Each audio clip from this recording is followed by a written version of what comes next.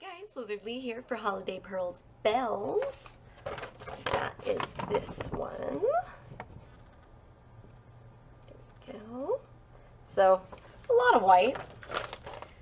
And it's gonna go right here. I have started redoing the patterns that my mom drew all over. I'm guilty of the same thing, so no judgment to my mom. I've finished Santa and I believe the bear is the other one that I've done. So those two will most likely happen next. And I haven't started any of the other ones yet, so I don't know what the one will be after that. I don't have anything else to add, so we're just gonna go cross stitch now. I totally forgot I was supposed to be putting on some of my new glasses to show you guys, so this is another pair I have now. This one is very, I don't know, it's thinner than this pair. So, you know, my view of clarity isn't as wide. So if I want to look up here, I have to actually move my head, or down here, I have to move my head. And I'm not a big fan of that. Used to not be a problem because I used to wear really small glasses, but now it's kind of like, no, I'm a lazy bum. I don't want to turn my head. It's just nice. It just makes things easier. Not, you know, infinitely easier, but just enough to make it worth it. So while I'm cross-stitching, I prefer to be using this one just because wider view makes it easier. And I believe these were the frames I first bought on Zenny because they're blue and obviously I love it. But they are the smallest pair that I got. And I will say, at least right now, you can see the reflection really badly versus, I don't think you can on these. Yeah, it's not as bad because I put the anti-reflective glare on these because I assumed these were going to be the ones I stick around with the most because they're the biggest. So I don't know how annoying it is to you guys to see the reflection of the window here rather than my eyes. But yeah, I don't know. I don't know how I feel about these ones with my face. I don't know. I am not sure yet. It might just take me time to get used to it just because the frame is significantly thicker than previous glasses. Like the first time I got bigger glasses, it took me a while to get used to them, and now I'm like, yeah, I won't go back. But okay, I'm rambling. I apologize. I've already marked my pattern, which is really difficult to see. Yeah, yellow, blue, and green. So, woohoo! You should come back. I should. You're very far away. Am I? Yeah. Why? I don't know. Why are you so far away? Well, why do you think it's far away? Because you're over in the kitchen, and I'm out here. It's very far away. It's very far away. Oh, myself.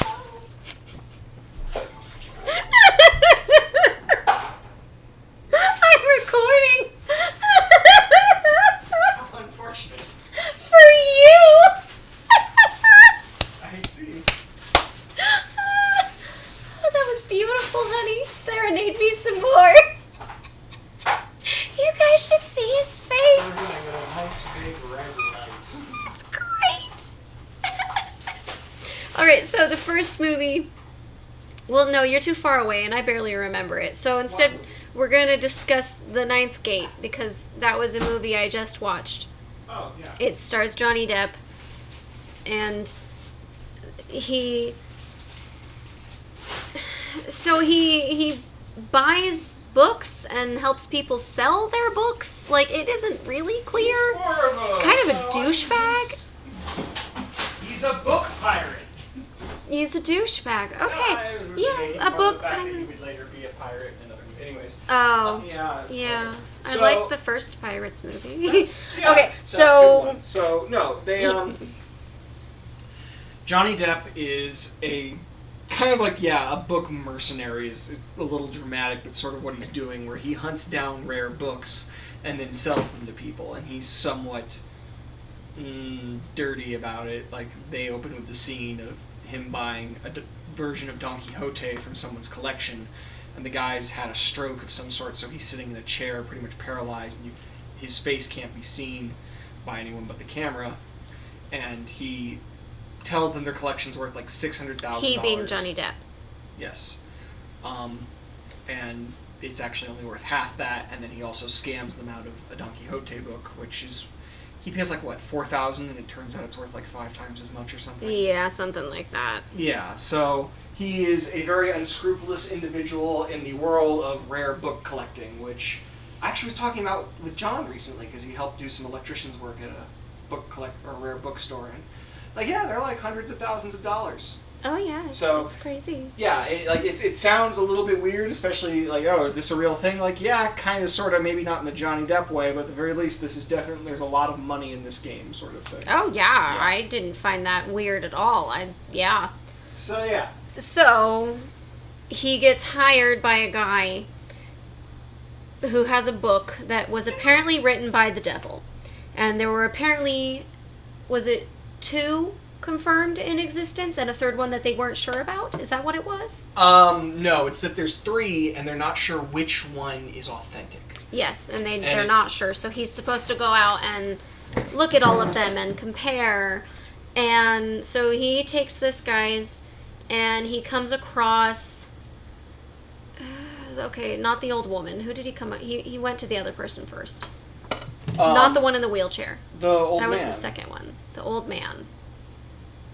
Whose fireplace. Yes. Yeah. So he goes to the old guys, and he opens the 2 books side by side, and he looks at one, and in one of them, in a drawing, the man in the drawing is holding keys in his right hand.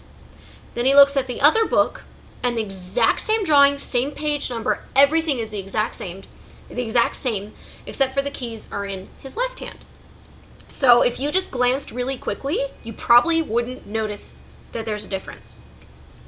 So he starts going through, and he notices that there's small details like that in every picture that are different across the 2 books. I mean, they're not all completely different. Some of them are the same. But the thing that he really notices is that each of them have someone's initials in them.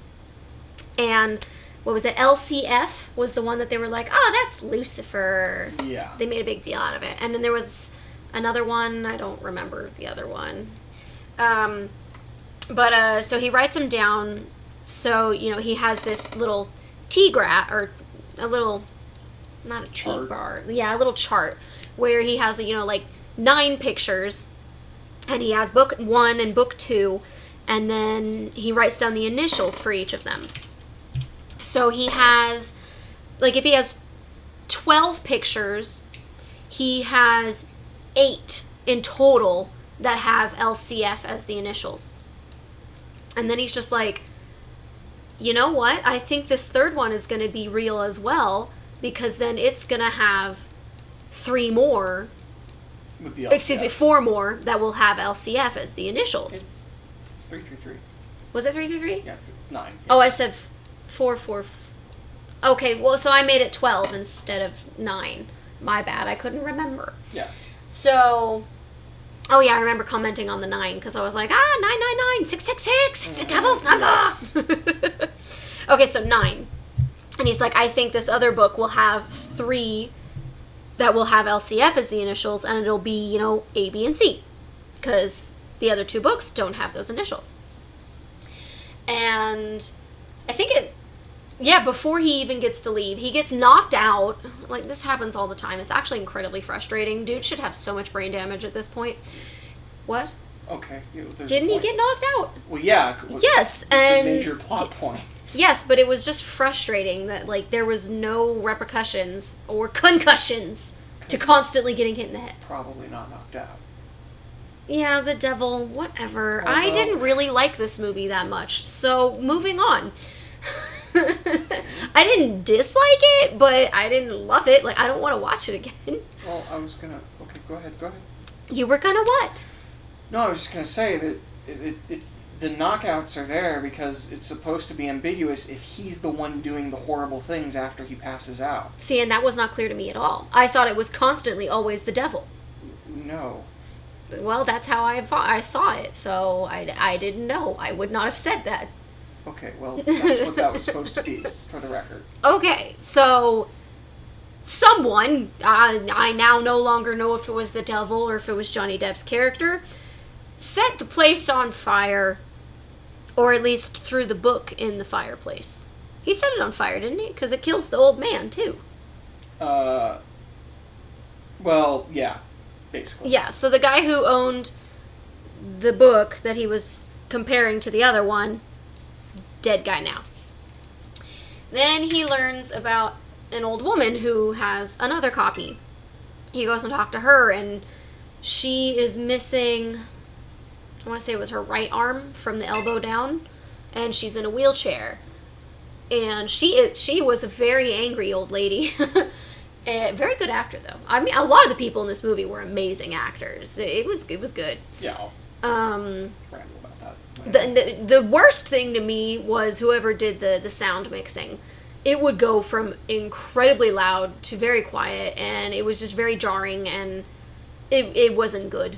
Whoever did that, you did a bad job. I'm sorry, bro. That's awful. You need to learn, because that was not good. It is one of those movies that every time I've watched it, it's got that, like, what are they saying? And then, rah, and you're just, like, deaf. Yeah, you start to turn it up so you can hear, and then the audience is now deaf. The music, however, whoever chose the music did a great job. When they want you to feel creeped out, you feel really creeped out. So, he starts comparing them, and lo and behold, the three he needed to have LCF as the signature, as the initials on it, were in her book. And he passes out. When he wakes up, her wheelchair is just banging against the wall, going forward and backwards. It's an electric wheelchair. He gets up and he turns her around, and her tongue is sticking out of her face, and it's just She's been strangled. It was kind of a crazy looking face, though. Like, I'm sure it's realistic. I've never seen a real strangled person, and I hope to keep it that way. But it was a little ridiculous. And he freaks out, and then he jumps back, and her wheelchair just continues moving forward, and it goes into the other room where does it knock over a candle or something? Or into the fireplace? Like, it starts a fire.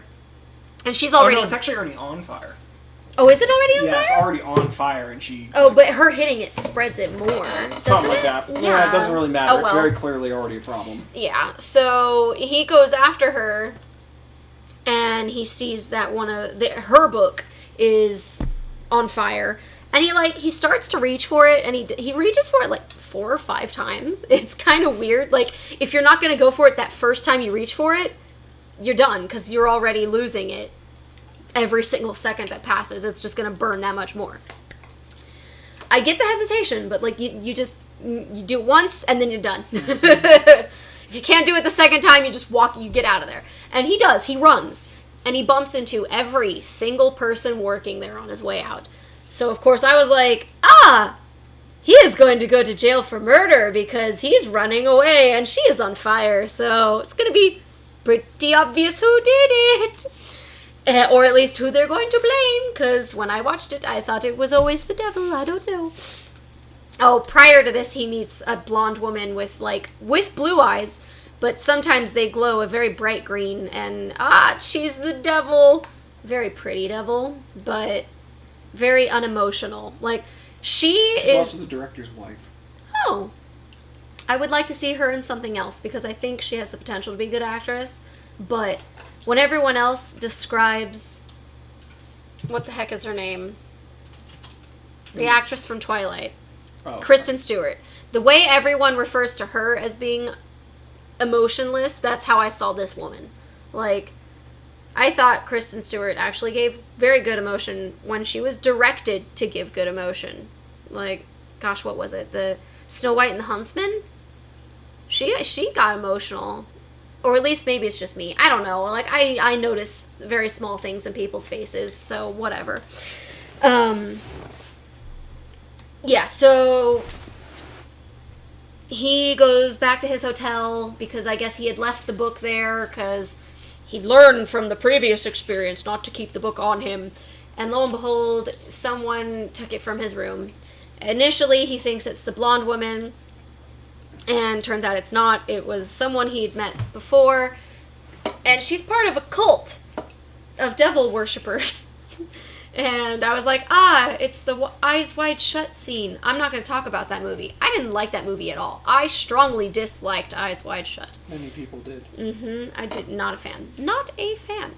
And so he gets there. He eventually gets the book. And then the guy who hired him gets the book back, I think. I don't remember how it happened. Pretty much. And he starts going and doing some kind of like little ritual in what looks like a broken down castle, and Johnny Depp finds him there, and they start talking, and then Johnny Depp is like, "Oh, you killed people for this book," and yada yada yada, and so he pulls out a gun, but he doesn't shoot him, and they get into a scuffle, and Johnny Depp literally just falls through the floor until it's just his head sticking out, which I thought was hilarious. It's his arms and head. It was weird. It was very weird. And he starts doing this ritual, and he sets himself on fire, and he's like, I don't even feel it. I'm not even burning. And then he really starts to burn, and he's in pain, and then he starts talking crazy talk because of all the fumes he's breathing in, and, the lack of oxygen because of the fire everywhere that's burning him alive. And then Johnny Depp falls through the floor and starts crawling away, and the guy burns to death, and Johnny gets away. I don't even remember his name. I'm just calling him Johnny Depp. Sorry, my bad. And outside is the blonde lady, who turns out to be the devil, and they start enjoying themselves on the lawn outside of the burning castle, and her face distorts, and it's kind of creepy. It's very creepy, actually, and the music was spectacular. I think the best thing about this movie was the music. I can tell. Like, I've said it a few times. they picked amazing music. And so that guy did a great job. And then, woo! And then there's a bright light, and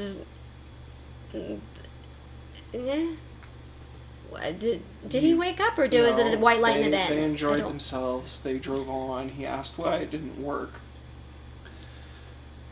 And he basically got told, hey, she tells him the last one was a forgery. That wasn't the correct image. Even though it had the LCF initial, it wasn't the correct image. Oh, wait, so the old lady had the wrong one? No, it wasn't the old lady. It was someone else. One of the earlier books had the last... Because remember, last image is in chronologically of the images. So he'd already gotten that one from the twins earlier. Oh, okay. But that was a forgery. Oh. And so he goes back. She disappears. He finds that one with, like, the name of the twins written on it on his windshield at a gas station, because he's, like, literally going in to get smokes, and comes back and she's gone. And so he drives back to these twins that they met earlier, which is a really cool scene that I'll ramble about. And they're gone, but and it's as if they were never there, kind of gone, sort of, ooh, freaky.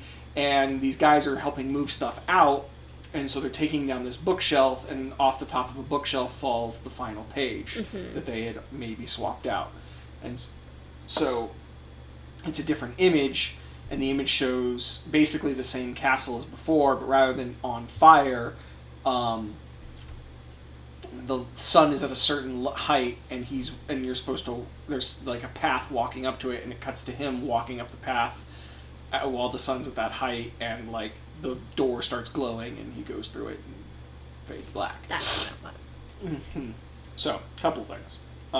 One, everyone involved is very clearly part of a satanic cult. It's kind of a big point of this, is that, like, even the first guy is clearly kind of satanic. The woman missing an arm talks about how she was part of a satanic cult, and all this other stuff. And then two, the twins scene I thought was flipping amazing. Yeah, that first one, I was like, is that the same actor? And like, I genuinely, to to even now, I'm still just like, I am. are they brothers? Is it the same actor with makeup on? Like, I can't tell. If it is two different actors, they did an amazing job. No, if it's one, it's also still an amazing job. No, I think it's definitely one actor, and it's just cut so that it's one actor interacting with himself, and they're fit. Like, the thing that I love about The Nine Gates and why I think most people should see it is because it does atmosphere and shot composition beautifully. Yeah. Like, in case you don't know, heads up, this is a Roman Polanski film. We're not going to go into all that, but there you go. I'm not a fan. Sorry, continue. Yeah. Well, he's not exactly a great human being. But, Well, I just prior to you telling me all the things, yeah, no, I know. all you of the don't like movies his I have seen of his. Do you like... Have not been my actually, since I'm favorite. on the internet this time, let me just see, are there any films of his you would like? Well, God, he's done so flippin' many. we have like 2 more minutes. Well, in short version, it's a great movie for shot composition and pacing and atmosphere. There are so many genuinely unnerving and odd things. Then there's also, like, out-of-nowhere campy things, like where the devil lady, like, floats down from a area or something, and it's like, eh. So it's just very, very weird, because it's a really memorable movie to me, and that, like, I would love something with that sort of feel, but it doesn't really deliver. Like, there's no easy way to say it other than, like, yeah, that was a thing that happened. You know, like, the ending is kind of whatever, a lot of the plot is kind of whatever, a lot of the scenes are kind of whatever, but, like, the way certain things are shot, the way certain things are shown, the way that twin scene is done, just I can amazing. now confirm, Jose Lopez Rodero, he played 4 different people. So he did play the twins, and then he also played the 2 workmen. Yeah, the guys at the end, yeah. Mm-hmm. Which is even creepier. I forgot, yeah, it was still well, because that's when I was just like, okay, well, those are the same guys. And I still can't tell if it's one actor or if it's 2. Like, they did a good job filming that, and he did a great job acting that. Yeah. Because they also, they speak differently. They don't have the exact same tone and volume. So, like, they did great. Yeah. So, like, the things they got great, and the things they got right in this movie, they did great. The things they got wrong on this movie, they did horribly. Well, the sound. That sound was the worst. The rest of it. I have not had a movie that I have literally had to constantly turn it up and turn it down that often. Yes, ma'am. In forever. The last time I remember doing that was when I had TV and there were commercials. Yes, dear. Are we out of time? Almost. Do you have anything else to add? Oh, boy! Don't get me in trouble. Yeah, they're gonna copyright strike that one. That's the one that's too similar. Got him. Yeah, you know, babe, you know. Right. No, it's a great movie. It's not a good movie, but it's a weird movie. Like, there's one other movie I'm going to make you watch that it reminds me of in that sort of atmosphere. And I think this one does it better, but the other one is a better story. What movie? Angel Heart. And that is the end of Holiday of Pearl's Bells. I got 2 hours and 58 minutes of footage. So now the bells are the ones I've done the fastest. The bells look weird. They look a lot better with the pearls on them on the example. So I think that one will be much better once I finish all of them and I do the pearls. So that'll be nice. I don't know what my hair is doing right now. It doesn't really matter. So like, subscribe, share, comment, all that jazz. And I'll see you guys in the next video.